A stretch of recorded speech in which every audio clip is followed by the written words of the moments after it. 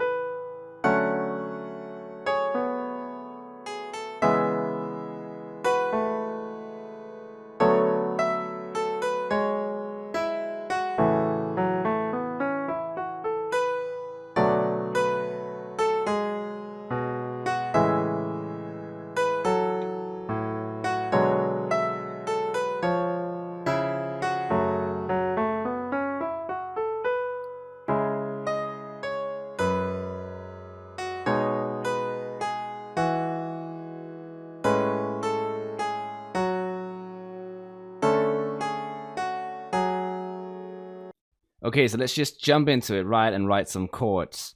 And we're going to start off using what I call slide chords. I think that's the actual term for them, slide chords. And what slide chords is you move, some of the notes of the chord you keep to the next chord, and some of the notes you move chromatically, right? So for an example, you can go from C sharp minor 7 to C major 7, right? Because then you don't hit that and make that noise. Sorry, that was my computer. Because if you have the notes of a C sharp minor 7, it would be C sharp, it would be E, it would be G sharp, and it would be a B, right? And then that note, the E, and that note, the B, we're just going to keep those exact notes, but the C sharp we're moving down, chromatically to a C, and the G we move down chromatically to a G, right? And those together are going to sound like 26, 27, 28, 29, going to sound like this. So it sounds sort of weird, but it sounds weird in a good way, at least if you ask me. And we're going to keep that over here. We're going down. We're just moving everything down to a B minor 7, which we can move down to a B flat major 7, right? So that's the exact same thing that we do as we did over there. We're just doing it like a second lower, which would be a major second lower, right? So exact same idea. And let's just hear that bit so far.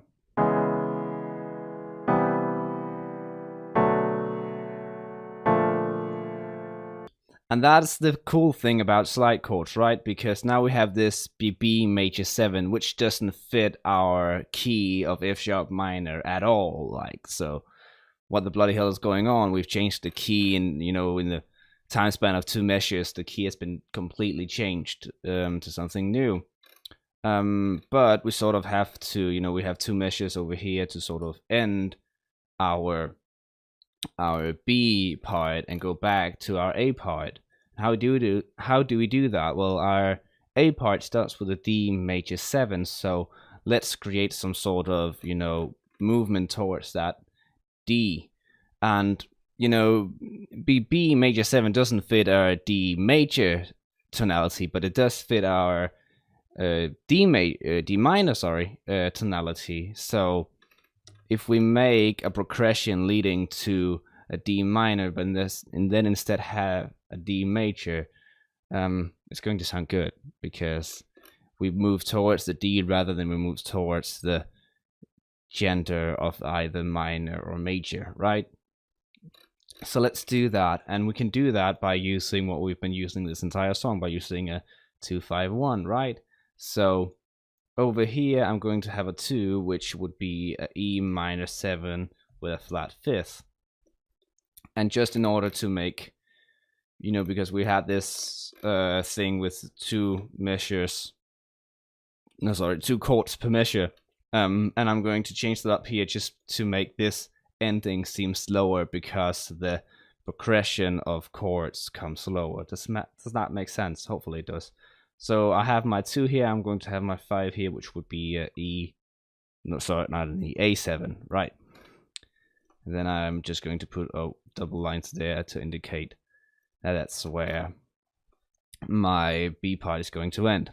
Right, so now I'm actually going to look at the melody instead of filling out the chords down here, just because I want to make sure that the piano down here reflects the melody rather than the other way around in order to make it more sparse. I'm going to talk more about that in just a minute.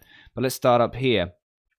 And I always find that writing melodies to slide chords are very funny because, you know, here we're just choosing tones from the chord, right? So I'm going from the B to C sharp, both fits this note up here. And now I'm choosing, now I could, you know, choose any of the notes over here, but I want to aim from either the C or the G because those notes are weird compared to the tonality and also compared to the chord we've just had, right? And I could just, you know, go one down to a C, but that would be a bit boring, right? Just going a half note down. So let's instead go down to a G, and actually that interval from C sharp to a G is called a tritone. It's like an augmented fourth, and it sounds very special, and it's used to create this very surprising effect, which, you know, we're going to use it for right now. And I'm going to do the same thing over here, so I'll go from the 7th to the primary to, you know, the 5th, but with that surprising feel to it. And what I'm going to do down here actually is I'm going to create a quote, right? So I'm going to sort of quote another song.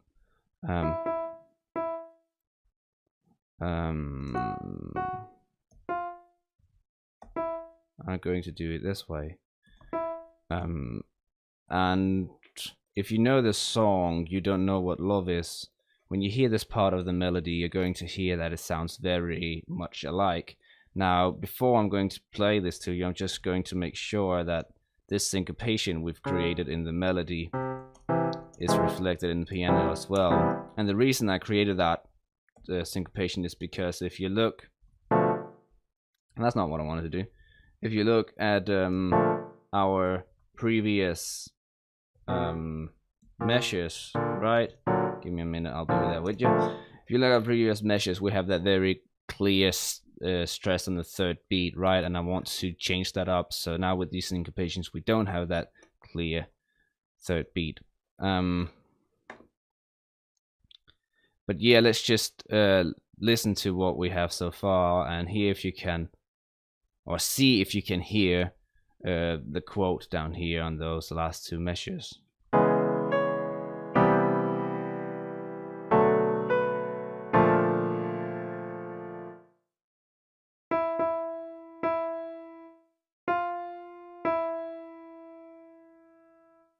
Right, so 2 things I noticed is that firstly, there's no need only to play one tone in the right hand when we have 5 fingers, as we talked about before. So let's add some more notes here, and what we can easily do is just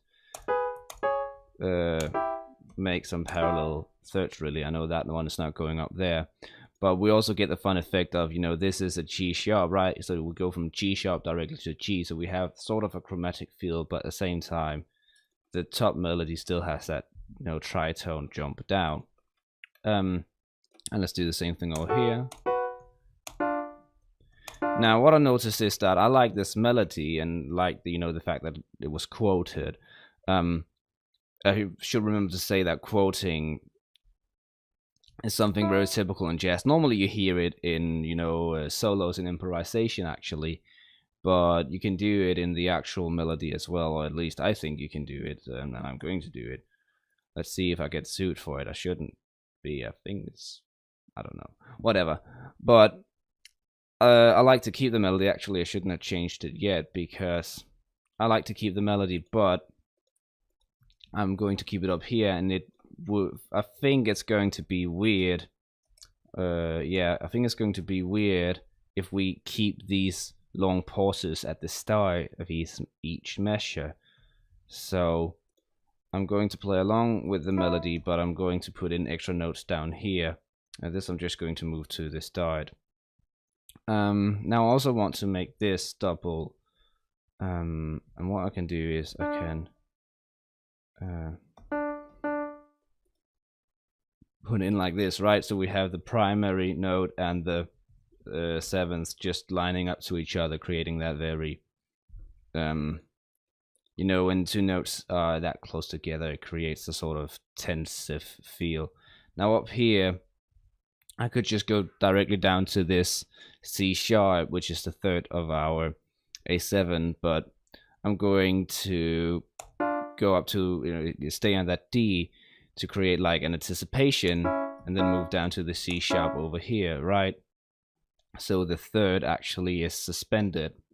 That's what you normally call like a suspended chord, right? But I'm lazy, so I'm just writing A7 and know that the actual A7 is over here and that is suspended. And let's actually add some thing down here, right? And over here we had like the whole chord in the left hand. Here I'm just going to go 2 notes again because I wanted to sound more sparse. So we should have the bass note of E, and then we can just add that third because we're missing that. Then we have no fifth of the chord, but the fifth is generally the most unimportant one, so that doesn't really matter. And over here we can keep that, I should remember to note that that is a G. Over here we can keep that G, while we're moving this one, the bass note down to an A.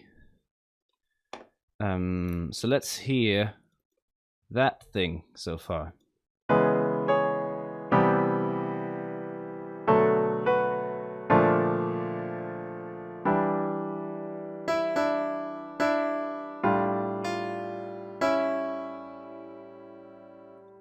And actually, what I just want to quickly do is over here, I want to write retardando, right? Or retardo, I think it's called actually. Which means that the tempo is slowly going down just to create that, very long pause over here. Not pause, but stretch note for is it called a fermato? Fermato, that's what it's called, isn't it? I think it's called fermato. Maybe it's called fermato. If it's not called a fermato, either, sorry for teaching you something that's wrong, or sorry for getting it wrong and ruining my credibility as a songwriter. Right, so what I've just done off screen is, firstly, I've copied, the melody into the singing voice, but just, the top note, and then I've written in the lyrics with the total creativity of a 5-year-old. I fell hard, yet landed soft, and I feel restless, right? I tried to create some contrast between, I fell hard, yet landed soft, that falling hard, but landing soft thing. And the last one, basically this was just the result of me struggling for 10 minutes to try and make something good and just settling on something I could come up with. But let's hear it, and I don't want to play the entire thing for you again, right? You heard the entire thing at the start of this video, so let's just take it from the start of our B part, which is up here, which is the measure of 25.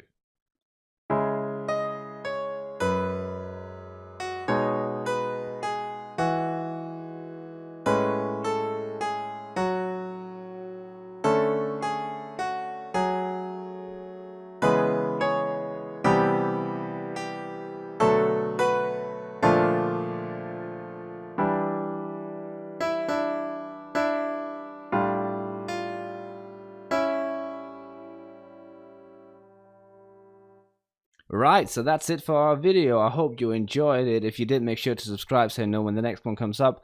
Next time, you might wonder, okay, so now we've written the entire A part and the entire B part. What are we going to look next? Is this the last video? No, I'm going to make one more video where I tell you about how I make improvisation, actually, how I do my solos when I make cool jazz. So you can stay tuned for that and learn some tricks there, hopefully. But yeah, I hope you liked the video. I'll see you next week. Goodbye.